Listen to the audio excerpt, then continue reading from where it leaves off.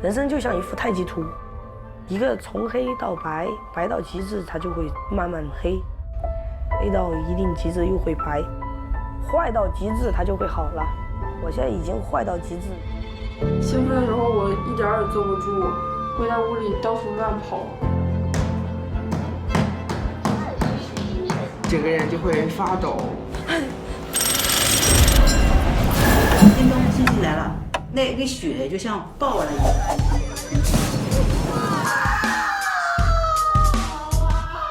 我最高的状态4天没睡觉。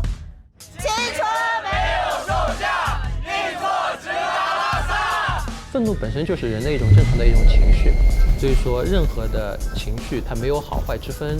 我们需要做的呢，就是我们要更好的去识别我们自己的情绪，了解情绪背后产生的原因是什么。我爸妈幼儿园就离异了，我感觉我跟孤儿差不多，就想花钱买别人陪我嘛。你希望有人帮你，就是末日之前会有的一种特殊的放纵，他会觉得让你很安心。那为什么一定是末日之前放纵？也可以是黎明之前的狂欢嘛。我们就成为我们自己情绪的主人了，而不是被我们的情绪所奴役。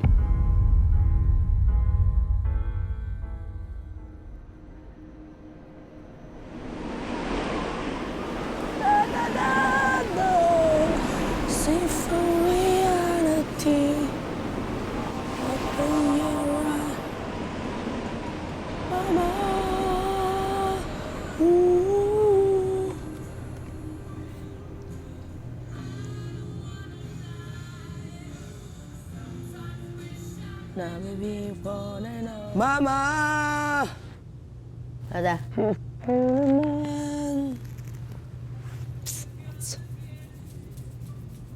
我昨天晚上失眠了，就是担心他没回来。妈妈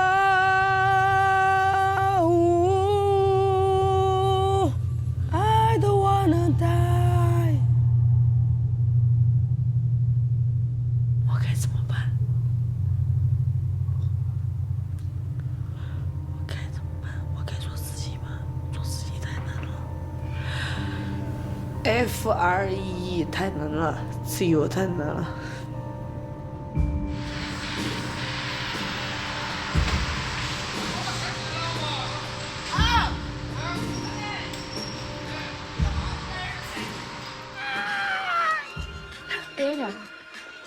好吧，不痛。已经说好啊。来，签个那个，来，签个那个，签个免责协议，来。签不来。哦。好的，行，好的，行，好的，行。我给你捞到。好，好的，行。40块钱。好的。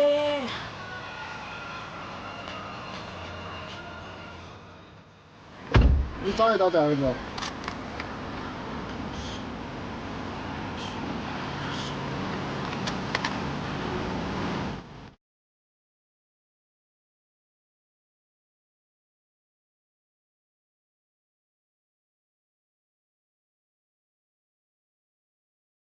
这个光变得比较刺眼，就是人心太阳一样的，你去直视太阳，你可以直视吗？不能直视的。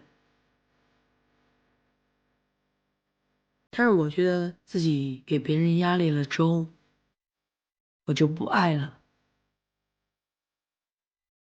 你原谅我，我不一定会原谅自己。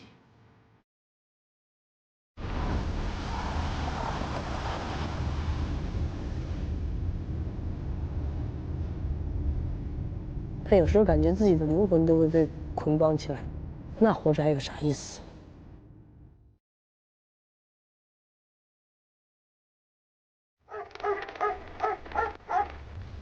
多少啊？600个。啊，哪里标的嘛？包车晓得嘛？他去了几个地方的嘛？哎，我去了几趟，去了几个？去了好几个。他去了几趟派出所？你看你简直是在玩钱了的天！那你觉得你产生了好多我都磨练了。我帮你拿屁，那你都个人自己支付。他随时都是先坐车，然后没钱，把别个来困起。你从来没有认识到你家头有好多钱去付？山城那儿都没得把电过了，那大过年的。我晓得呀。他等他把钱拿了。你要今天冲这个车，你要跟着走，然后司机也不好意思，他20多岁的人了，我们就不管了。如果你今天下车，这个钱我们可以结。你不跟我好些。自己考虑。那11点了嘛是吧？你喊他站出来说。那有本事了，下午就到公安局去脱离关系，有没有这本事嘛？有。嘴上说谁都会说，我告诉你。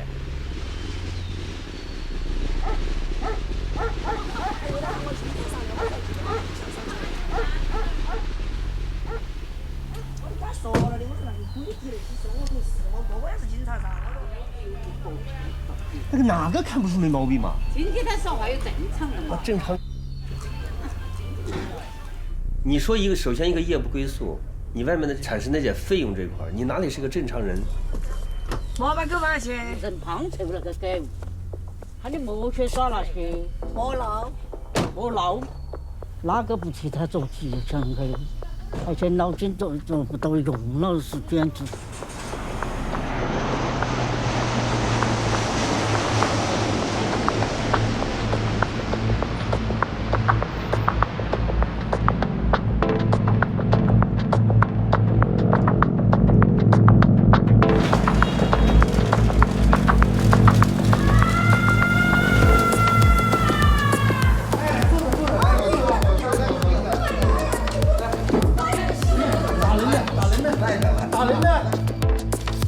很少的嘛，不要紧的，就也属于正常范围内的。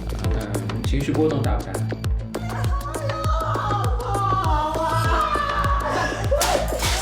除了吐口水，还有什么其他不好？他头上都这样。去给他裹好指这个。来，卡给我看。打给他们。你知道今天早上我为啥要来上海吗？就我妈搞这些事儿出来，我所有的坏情绪大多数都是父母带来的家庭，因为他不会跟我直说，他去这个亲戚那里哭，这个亲戚那里哭，哭了我是什么人啊？搞得我根本不会花时间去解释，我时间宝贵，时间有限。烦。叫你安静的坐着。你旁边坐一会儿，旁边坐一会儿。在老家报警说他女儿30天不正常就不回家了。跟我们儿子刚到了上海来。他们机场涉及到叫强制入院的一个部分，重要的公共场合出现的闹事的部分呢。我们医院的急诊是承担了整个上海大部分的急诊这些病人主要出一些紧急的情况，那么大部分呢都是一些冲动消极也会来看急诊好吓人啊！这个，但我不怕，我死不怕，我就怕没有自由。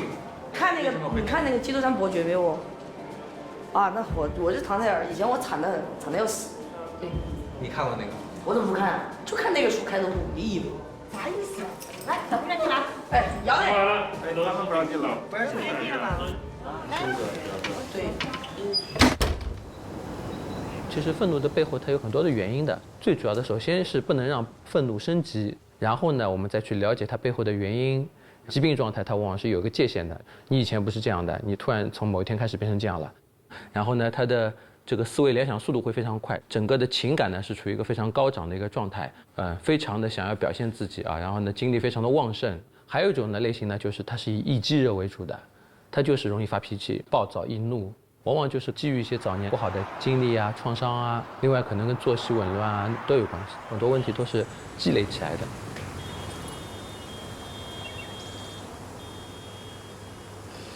天猫经理，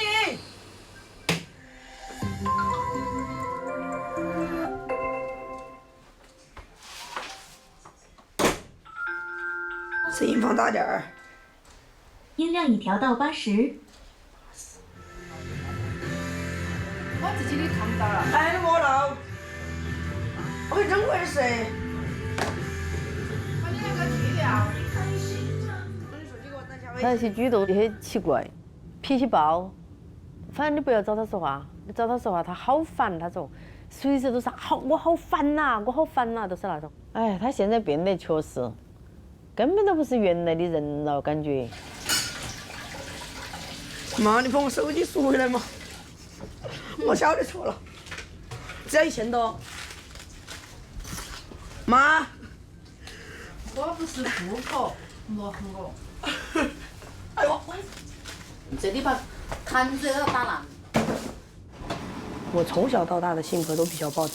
如果说我发脾气没有一个方式去排解自己的话，我就会一直生气，生气搞得自己很难受。可能1、2年级的时候，我妈气我，我就自己躲在卫生间，啪一拳，我把瓷砖打烂了一拳，用身体上的疼去缓解自己的情绪压力。那人表现情绪最直接的就是愤怒呗。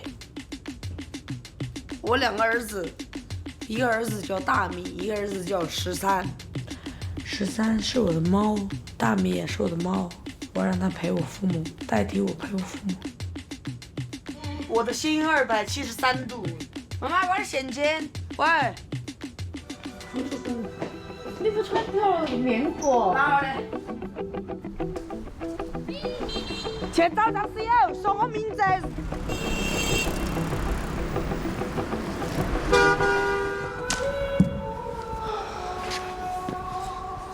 其实，拜佛就是在拜自己啊。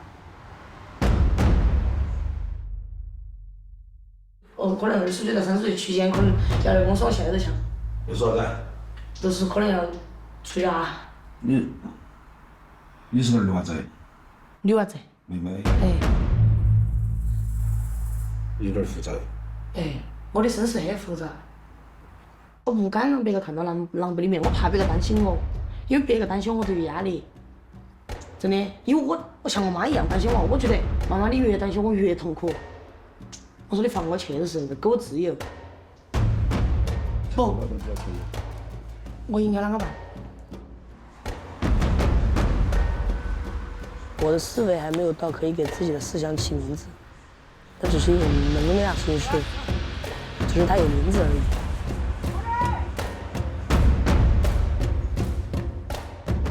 我12岁的时候我就出去，混社会那种感觉，比较杂皮。后面一直就是在谈恋爱，恋爱脑，人生就开始不顺利。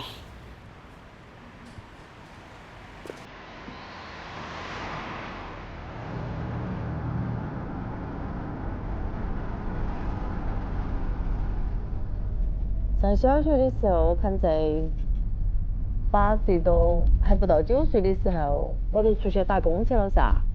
一般娃娃有人带，我妈在屋头带都行了嘛。要甜。一下呀，要得，来嘛。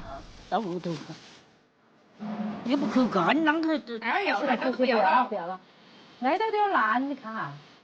我把他带到小学都毕了业了，小时候好乖哦，没那个不喜欢他。当外婆没得，我又没有啥子能力说服他。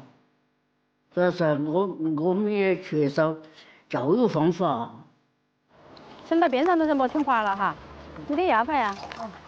我们都只管找钱，然后拿回来让他生活得更好，都没有想那么多。可能有些习惯了吧，反正他觉得哎，妈妈反正都要走呀，他都找他的朋友都为重了。我当然重庆，你说重庆哪里？晚上一起耍。你们那里最好的车型是啥子？奔驰还有啊。最近好高的耍，一个高个50万以上的不得行了，50万以上，100万以下。我跟你认真说，啥子责任都付得起。4天洗脚洗1万，1天3700多一个人，就想花钱买别人陪我嘛，特别孤独。唉，是吧？我就觉得金钱很恶心，但是我又爱这个东西，因为感动每个人的方式都需要钱嘛。你觉得我是不是个笑话？我觉得你是不是个笑话，其实不重要，而重要你觉得你是什么。我觉得我能理解他们的感受是什么。那我们都可能是爷爷奶奶带大的那一波人，那我们对父母这种在童年的关爱是最缺乏的。所以我们很看重的是一个友情，你没有谁陪伴你，是这帮朋友在陪伴你。但是我心里很矛盾，我觉得我不应该这样，但是我不知道为什么我这么难受，是因为你要去了解这个世界。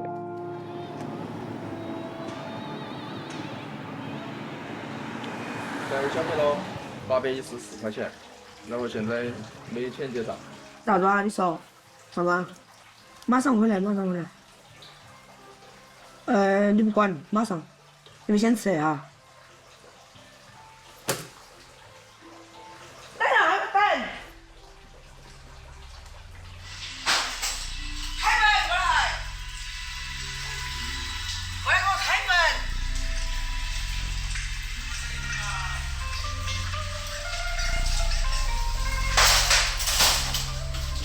我不得那种不给钱的记到。我一个小时之内，老子不能不走，不得走，我不能走，记到。不要担忧哈。你不要问到你来。哎呀，日嘛给钱结账。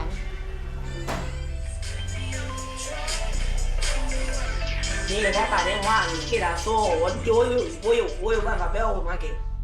我说啊，你转几百给我，你真想不到办法嘛？我说真的不想不来看病，我一直在忍，他那不联系的时候，我到现在都没回他。我不知道怎么回事，那个时候出于什么心理，因为我只睡了1个小时，的确是喝酒喝多了的缘故，因为不睡觉，然后那个时间的记忆就短暂的一些断片了。把周报备用金给我点出来。啊？坐过来。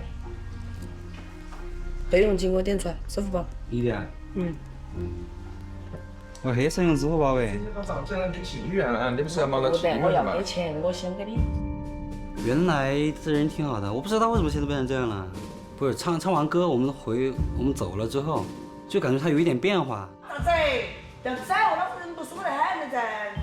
第2天，真的我加那个群了，就加那个群以后，我发现他在群里面发的那些信息，包括发的那一些视频，我真的没理解到。他发什么信息？具体的就是在群里骂人这些，好像是还是。我现在很乱，我现在。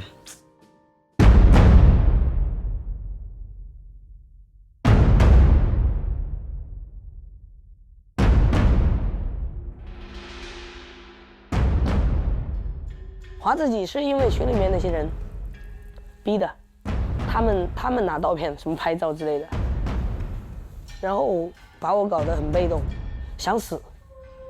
我第2次进神秘院就是他们编造出来的一个人。其实那个人虚构的，说什么要给我送钱。不是，我哥哥，你帮我看一下，帮我看一下我哥哥在哪。然后说什么给我换了现金啊，他们就所有人打配合，群里面所有人打配合，就让我以为那个人是真的。多少钱？我哥哥拿了一堆现金过来，你看，在哪里？我没看到的呀，我啷个？妈，好好啊，那个人真的是，我牙酸了。拿衣服穿起。你们在哪里嘛？喂。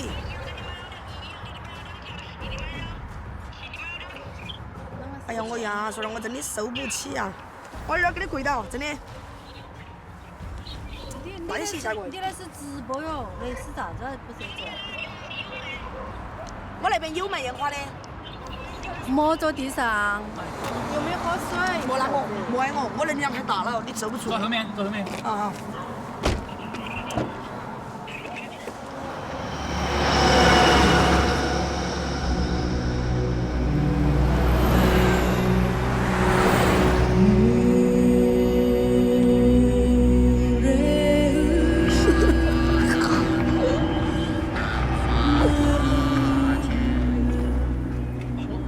那哥哥到哪儿去了？你晓得？那我哥哥在哪儿去了？你晓得？马上，5分钟之内到，5分钟之内到。快点啊，踩！那是哪里？交头！你要跟我说嘛你哦？走！快点儿，快点儿！你知不知道他有多有能力？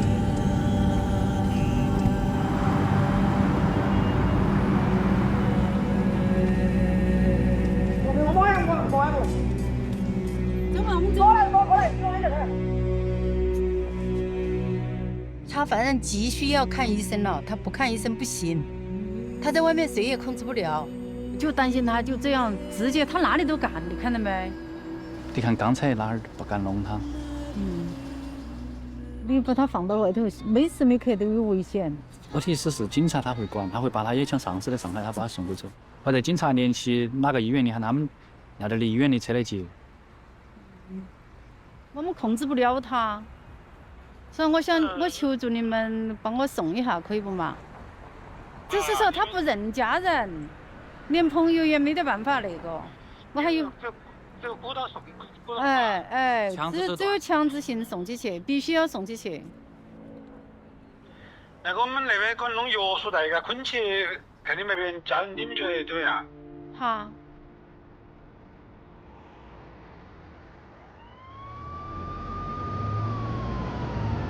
又不吃饭，又不睡觉，真的浑身都是毛病，不光是精神。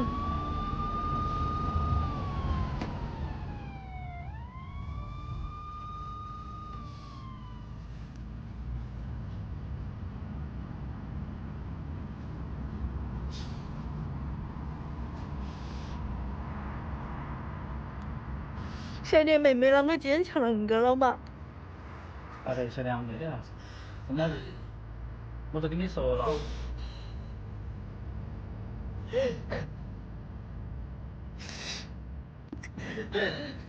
我接受不了，我觉得从小的娃娃，一下子一下变得都不正常了哇，太可怕了。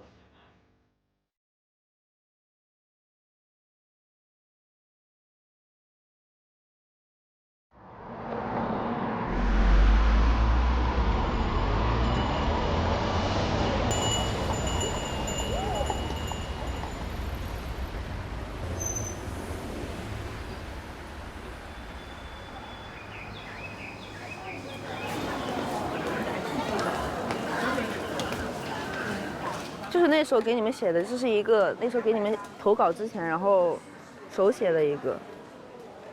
所以我想带这个本子在西藏的绿皮车上去继续写的，你知道吗？我自己去啊，没有人就是跟我去。我从小从初中的念头就是自己成年以后去西藏，这是我从初中就想完成的一个梦想，明天我要去实现它呀。我那时候一个星期每天只睡着2个小时，我一个星期没吃一口饭。你是睡不着觉呢，还是说不需要？我不需要睡觉，我一点也不困。不需要睡觉，而且精力还是很旺盛。对。不觉得累，话也多。有没有觉得跟平时有变化？他们就觉得我根本不用睡觉，然后天天各个城市跑，然后我没有钱就直接贷款也要跑。你有没有这种情况？就是有一段时间有控制不住的想结束自己生命的一种想法？我坐天台上坐过挺多晚上的。但是没有去。我想安静的死去，我不想，我生怕人家发现我跳楼救下来我。我想我要死就直接死，而不是说让你救下来。我再问你个问题，就是说，有没有就是变化非常快，一天当中就会情绪早晚有变化，或者在1个礼拜之内情绪就会发生很明显的变化？我1天之内就可能，就是我1个小时都可能会。什么样的变化？我上一秒就是说我在跟你正常交流，我下一秒那边哭，我很难受，我要死要活的。比如外面去跑啊，去旅游啊。话多啊，一会儿就有情绪低落了，是这样。对，我可能坐高铁，我自己都要对着那个窗外会在那边哭。从我的这个角度来看的话，我觉得你主要是一个双向情感障碍还是蛮典型的。你要知道，这种情绪的不稳定呢，其实我们每个人都会有，但是不能像你这样如此的。我太极端了。对，会对你的能力啊、生活造成影响，实际上是不利的，对不对？就有些人活着，他还不如死了。不要这么悲观看任何事情还是要乐观一点。那有没有跟父母亲就是好好的谈谈这个问题，就把你的感受告诉他们？因为从你这个听下来讲，其实你还是生活的还是蛮痛苦的。我爸爸幼儿园就离异了，然后我是2年级下半学期转学去我妈那边。那你是当时跟谁住在一起？他们刚离婚，幼儿园我是跟我爸还有我奶奶住一起，从小是我奶奶管我，她从小把我当男孩子养。那你跟你爸妈之间？跟哪个感情会更好一些？2个全在我黑名单，没有感情好的。你觉得都不好？我感觉我跟孤儿差不多。那你有跟家里人表达过自己不好？就是感觉他们觉得小孩子没有把抑郁症当成一个病，他只是觉得我心情不好。你希望有人帮你，对不对？我已经向他们求助过很多年了，但是他们没有带你去看，所以你要拯救你的人生啊！你还年轻啊，对不对？你这个心理韧性强，你的双向情感障碍其实可以被控制、可恢复的。还有包括作为你来说呢，也要更多的关注当下啊，不要活在你过去那个阴影里面，希望能够平静一些，至少平静不会让你这么痛苦啊。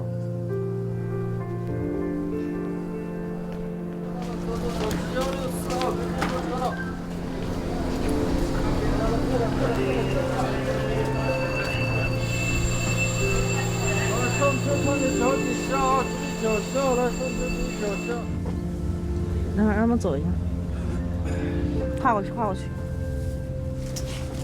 慢，我踩他了。好睡呀。我跟你讲，这个你要不也睡在地上，我就比卧铺舒服。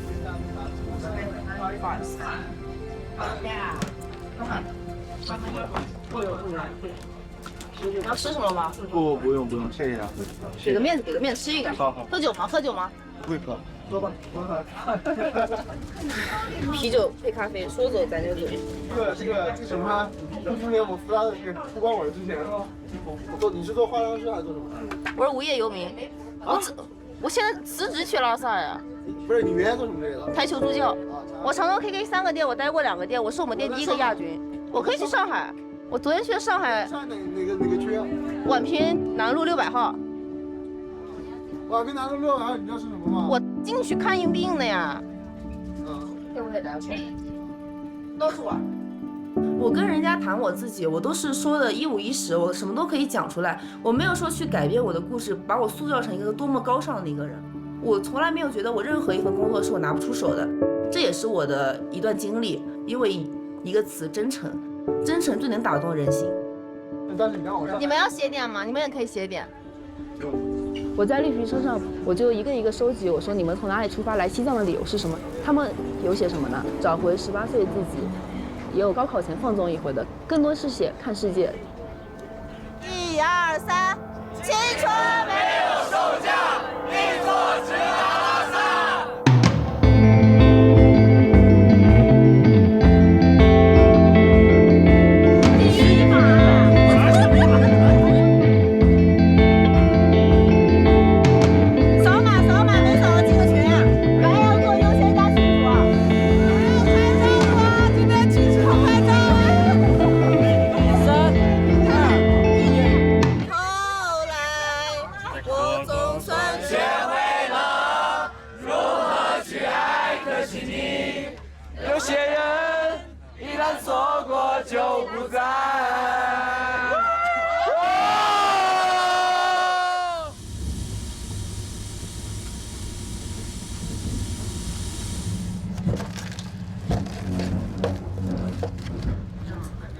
我为什么那么频繁的换工作、换城市？就是因为我觉得换一个地方、换一个环境，就能让我的心情变好，情绪比较平静。因为我一直在期待着到达我的目的地，期待了好多年，终于要去了。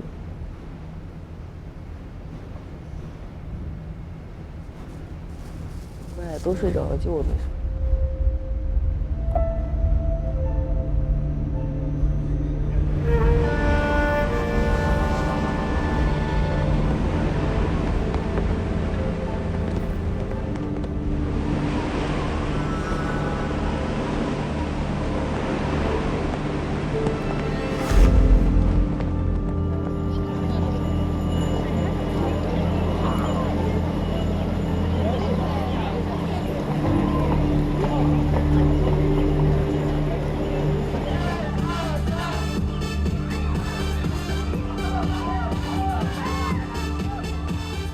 情绪不好的偏抑郁，就是不想跟人家讲话。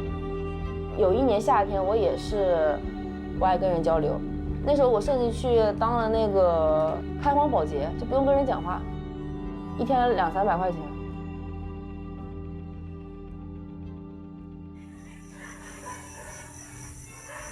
医生就说你抑郁症一定要多晒太阳。对。但是问题我女儿就抑郁症发了的时候，她就不愿意动，不愿意出门，就连动都不愿意动，就躺在床上。我那时候也是。你们带她一起来。是这样子的，因为我太太他们呢是那个很有名的钢琴世家，啊，那么小孩子出来呢，就是我们就在往这个方向培养。是她你知道吗？她这个性格里面的那种拧巴，这2个方面叠加，好了，到去年5一就彻底发病了。我们进到她房间就看到她拿那个刮眉的那个刀，就已经手腕上面已经割了好几道了，就全是血。是啊，现在的话就只能靠药了。我真的觉得你已经做得很棒了，真的。你们家里可能又能给他钱，又能给他，才能给他陪伴。我3个啥也不占，活着对我们这样来讲特别累，你知道吗？就是我们他这种精神疾病的自杀率这么高，就是我们真的是找不到活下去的念头，才会走到那一步的，真的。活着对于正常人来说很难有点希望，对于我这种人来就是死了是一种解脱，你懂吗？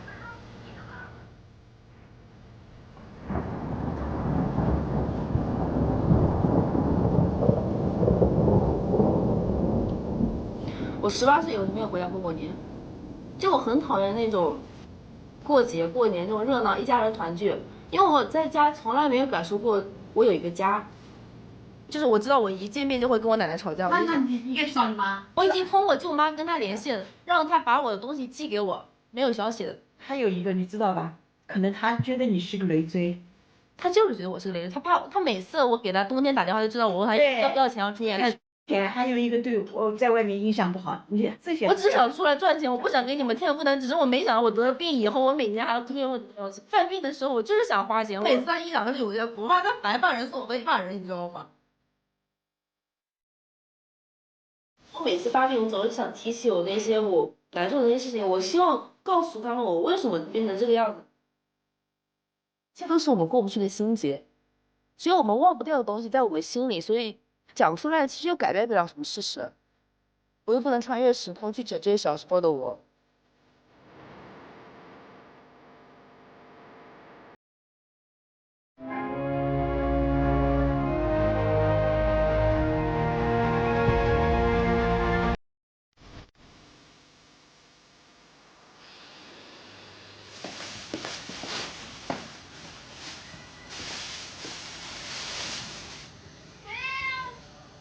大米，你叫啥子？哦，那我8点吧，本来是要加到9点的。喂。哎，你好，医生。哎，你好。哎，我你妈妈，我想问一下你情况，她睡得好不好啊？一天吃饭没得？她今天下午给我打了电话的，她说她要说，她晚上睡不着。这衣服要洗了。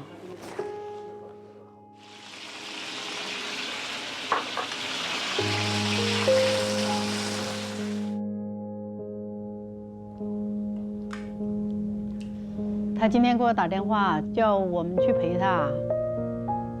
他最后他要跟你说，他就是诊断出来以后他是什么病呢？今天还没有很多，就查血。我就说嘛，查出来以后他要说啥。然后他还没有说。你说这种你不去约束他的话，他真的是身体也垮了，人也。其实去看医生也是好事，说实话，真的是好事。就是感到无奈呀。你说想去把它变好。但是总觉得没有办法。对。他爸爸现在他也管不了，也不晓得啷个管，他只有默默的挣钱养家，因为他也没得那个说服能力的，他还不是只有个人默默的生气。哎呀，我说的要是时光能重回，我真的愿意哪儿都不去，都把娃娃带好。真的，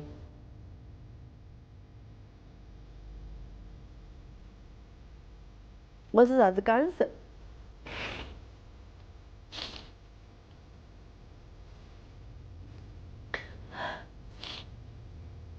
有时候我觉得，要是一场梦好了，既然梦能醒过来，就是好的了噻。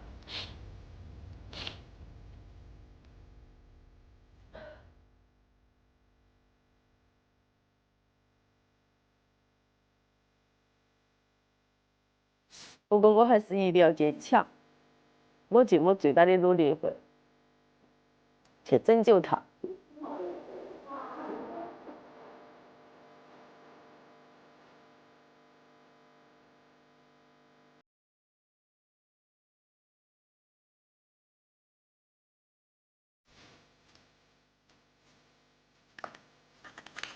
那你当时是不是心情特别好，特别开心？对。特别喜欢交朋友。对，就突然一下感觉通透了，我感觉不能。就好像一下子开窍了，是吧？对。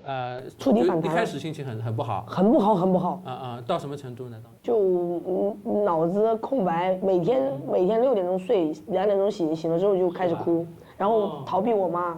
那就是说，等于是你在兴奋当中有过抑郁的情况，是吧？兴奋。就大部分是兴奋。对，兴奋一点。有没有乱花钱？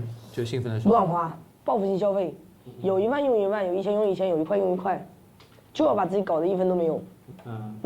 会容易发脾气，兴奋的时候会别人一定要听你的，要以你为中心，要都很关注你。我觉得这不是一件正确的，但是我有过这样的行为。有过这样的情况是吧？那最近的状态呢？最近就感觉平静了。他就听不得我说话。他对你抵触的有比较抵触是吧？为什么呢？因为我妈妈从小在三亚那边做租赁公司做了10多年，可能就对你管的比较少是吧？然后一回来就疯狂的管我，不在的时候就放我自由，所以说我就特别害怕。你有些行为让他们担心了，所以他们才会这样，对吧？这个病的话，其实一方面可能要通过药物控制，根源可能还是一些心理的因素、环境的因素，对吧？是的。就可能以后可以配合一些心理治疗，可能会更好一点。好的。知道怎么样去调节自己的这个心态、情绪。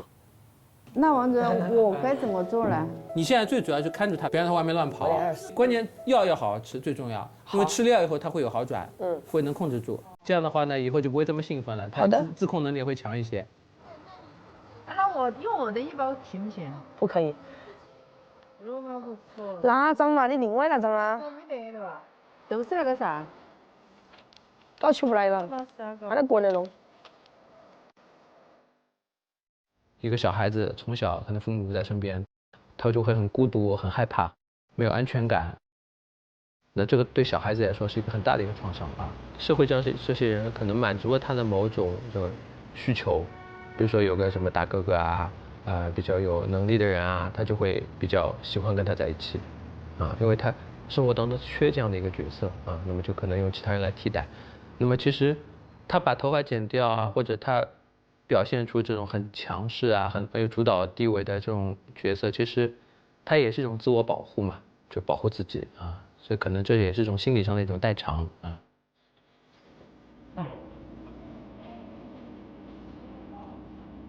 拿回来我吃啊。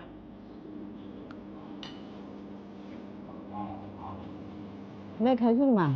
那碳酸你给我吃哟。老子要狠点了。你那个是晚上吃的吗？早上吃的？才好生得起，兴起啊哦。上海的，走啊，走不着。你娃在挤我呀？我就看到对得到我。哼。这样。哼。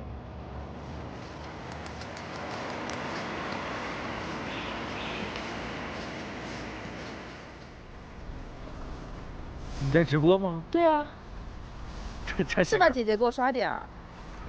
现在多少个人在看2、3个。粒粒重播，我这上天修身啊。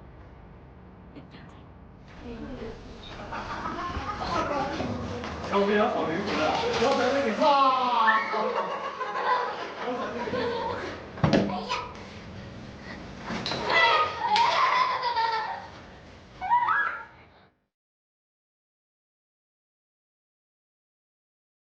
就是想来这边应聘，想找个工作，各种打杂，就是我也会做饭，可以帮你洗菜、摘菜、劈柴火，我不会有亏心学。你知道我一进门是那个姐姐来接待我，她还帮我办理住宿什么的，哇，真的让我有一种回家的感觉。首先是谢谢，刚才你问我工作的事儿，那我们的工作也是这样，工作内容其实都看得到的，洗碗啊，什么打扫卫生啊，这些该收的收一收，就是我是想找个事情干一干。可以啊，可以，蛮好的嘛，就可以。那你为什么会想起来西藏呢？因为我觉得我再不走真的很崩溃了。西藏是一个很治愈人的城市，你们很触动我一点，就是你们特别会夸小孩子，包括昨天他们加一块柴火都会夸我。看到那个场景，我真的很想哭。对，我真的很想哭，因为这是我没有说过的童年。我觉得你很好，是为什么？我觉得你很热心，你非常想以自己这个我身上发生的事情，想告诉很多爸妈，想告诉很多孩子们。爸妈其实我相信他们也很痛苦，没有一个爸妈说生了一个孩子我是不想养的。我这个地方算闹市吧，对吧？可是这个城市经常给你一种很安静的感觉。我觉得安静的时候就会有一个往内看，你才会静下来。我往里看，就是人难在我要承认原来的自己是我自己，将来的自己也是我自己，这个是很难的一个事情啊！你干嘛？你要干嘛？他喜欢听你讲啊？是啊。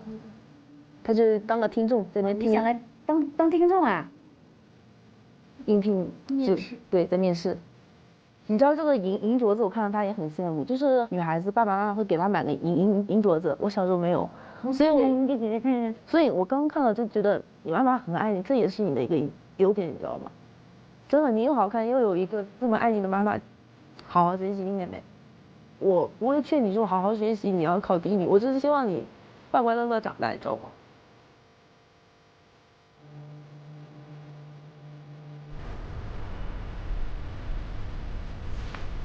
好。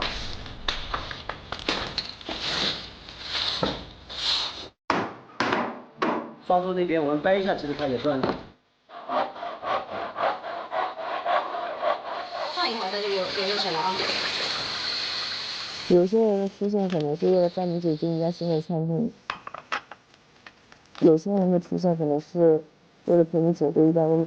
每个人的出现都有每个人的意义，哪怕是路人甲，哪怕是过路人，它都有它的意义。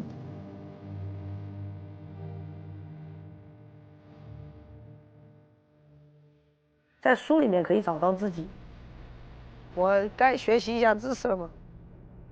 欧亨利啊，哎，我还想买本书，妈妈，但是我不是在这里买，太贵了这里。不安之说，乌合之众，这本书可以不？人的唯一义务就是让自己快乐，快乐的生活没有所谓的长短，你觉得快乐就是快乐，连死亡也不会构成任何阻碍，它只是一个幸福的插曲。我要买这本书，加没有连那个书比2万块的钱包还值钱。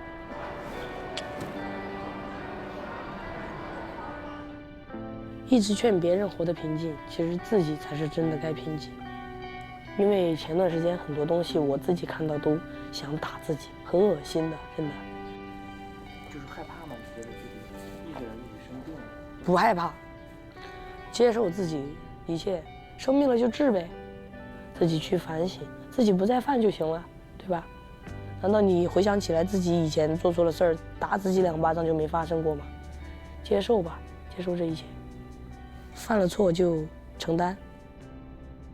因为我相信自己，证明给所有人看，我好起来了。妈妈想跟你说，你的爸爸妈妈不完美。我晓得这些，不用说。妈妈谢谢你理解。谢谢你。来，手拉了，来，你手边轻的嘛。哎呀，你手边轻，你看嘛。你说妈妈、爸爸那么辛苦，你是知道的噻，是吧？你看妈妈原来为了上班，没有太多的母爱给到你，确实也对不起。说实话，为了那个家。没事，对不起。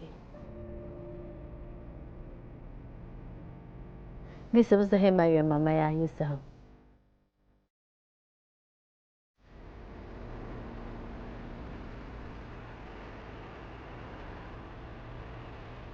以前妈妈去三亚，走的时候我就在姐姐家，然后我妈到三亚了，我就猛哭死。哭了之后，我妈妈在那边也哭，但是我感觉有时候想她的话，妈妈也会难受，我就干脆我就不说了，因为她难受，我更难受。后面就慢慢的去交朋友，朋友这些会陪着我，代替她。是啊，就一直哭啊，一直哭，要妈妈，要妈妈。然后给妈妈一直打电话，挺好的。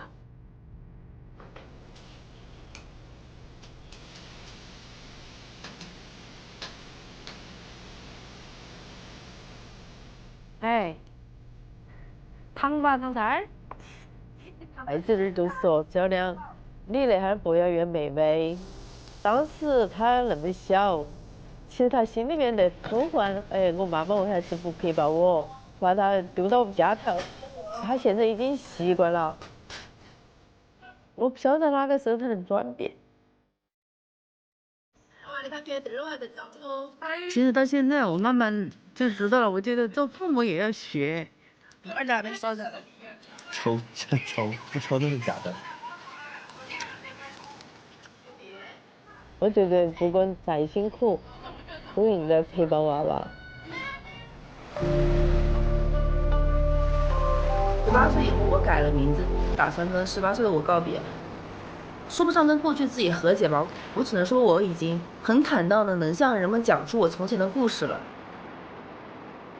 我希望所有的故事都有一个结局，这就是一个新的故事的开始。当你与鬼神怪兽搏斗，其实自己就是鬼神，就是怪兽，就是在与自己去搏斗。做资料他们都有那种认真吃。好舒服。擦药噻，还去不去洗脚嘛？不洗了。只是去过，耶，大彻大悟。